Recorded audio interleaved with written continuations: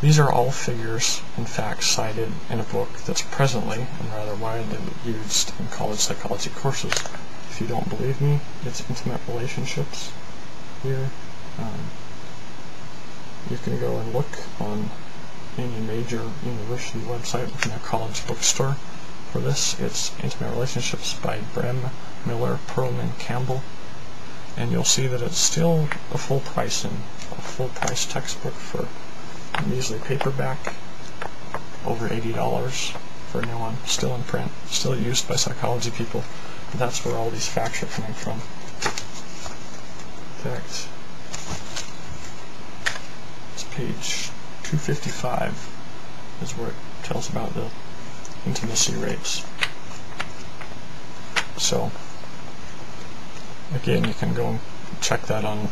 I checked Yale and Harvard, and they were selling them, using them in those schools. So how does a combination of short-term higher infidelity rates, significantly higher for 1/2 of the community seeking a newly redefined marriage status, and an early onset of long-term significant drops in sexual intimacy encourage domestic tranquility in homes and for the children of America? It also continues to amplify the fact that these circumstances for the possible children involved are not separate,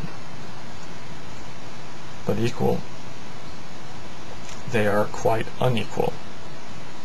Keep asking yourself if this inequality is just, and if it's ultimately conducive to domestic tranquility on any front. Where does 1/2 of the populace trying to ignore the realities of gender and its legitimate role in child-rearing foster help? And when I say 1/2 of the populace, I don't mean 1/2 necessarily numbers, but 1/2 of what we would consider married couples. That half, if marriage is redefined as it legally presently is in California. How does ignoring gender roles through all of history help any domestic tranquility of any kind? How honestly can you ignore the domestic realities of all human history and then go and say that this ensures domestic tranquility? On to the next point in the Constitution's preamble. Provide for the common defense. How does seeing marriage as between any two consenting adults provide for the common defense? I've already noted how it doesn't defend children against being relegated to the errors of the new on Prop 8 crowd's views of separate but equal when it comes to the environs the society sets up as ideal for children to be raised in. It doesn't defend children from either the chance of higher promiscuity and infidelity, as is all but avoidable with same-gender male couples, unless you honestly think that keeping a newly broadened legal view of marriage will effect a grand change upon the traits of male sexuality, that being a trait that clearly transcends the traits of male sexuality that clearly transcend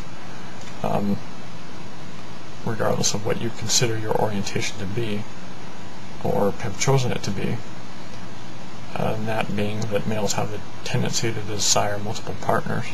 Do you really think that saying, oh, you've got this title of married couple, and so that's going to drop their infidelity rates from over 80% down to close to 26% where married male men are? That's going to be quite the change in things for just a change in a definition of the relationship. That'd be quite the power of a label. I mean, if you could do that, you could really, go with the saying, a rose by any other name would change its fragrance. It's just kind of a ridiculous thing to put forward that giving them this title would change it, because even men, regardless again of what orientation they feel that they have or they've chosen or whatever, if they're unfaithful, even large monetary incentives won't generally stop them from being unfaithful.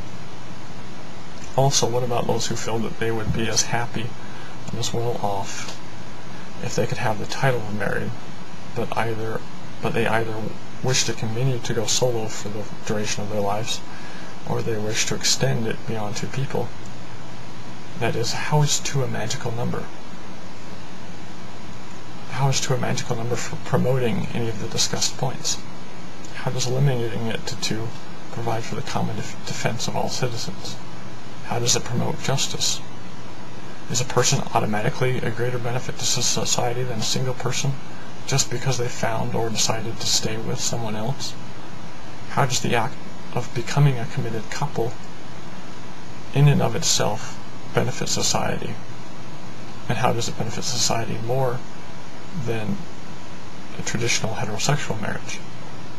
How is it just to those who feel they'll be happier without committing, or that they feel that they equally love more than one person, and that they should, have the same right to be with more than one person? You can't go and tell them it's wrong because having more than one female or more than one male parent is detrimental to children, and the condition of present polygamy laws are kind of irrelevant because present, sodomy laws that were had until just recently were overturned.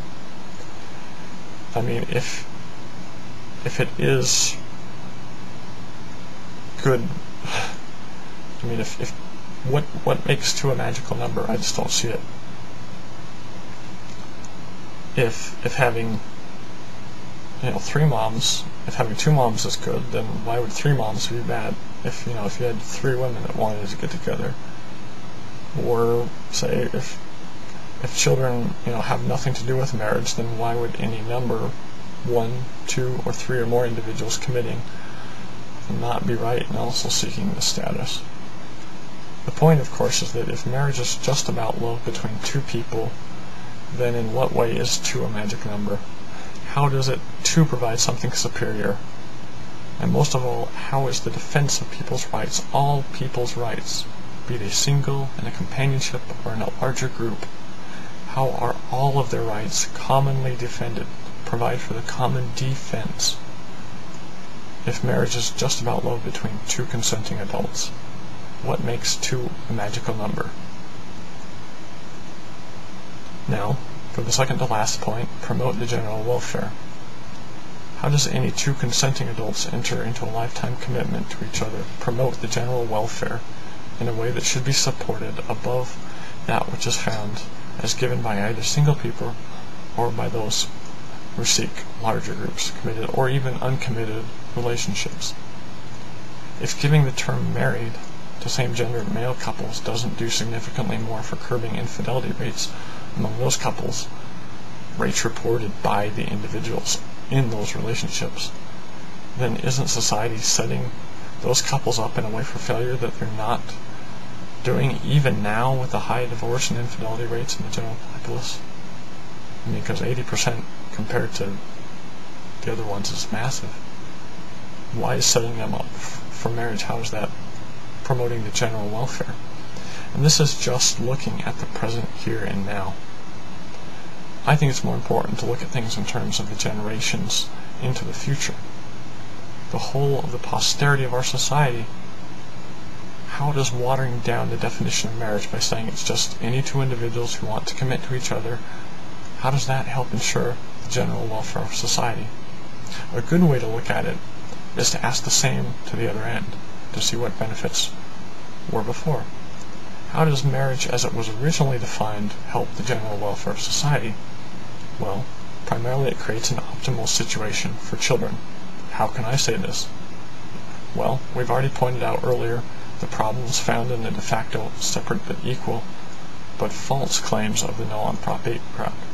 Again, that being that all other things being equal, and this is a key point, as the no on Prop 8 crowd, people will at times get out of perspective when we compare the best with the best or the worst with the worst.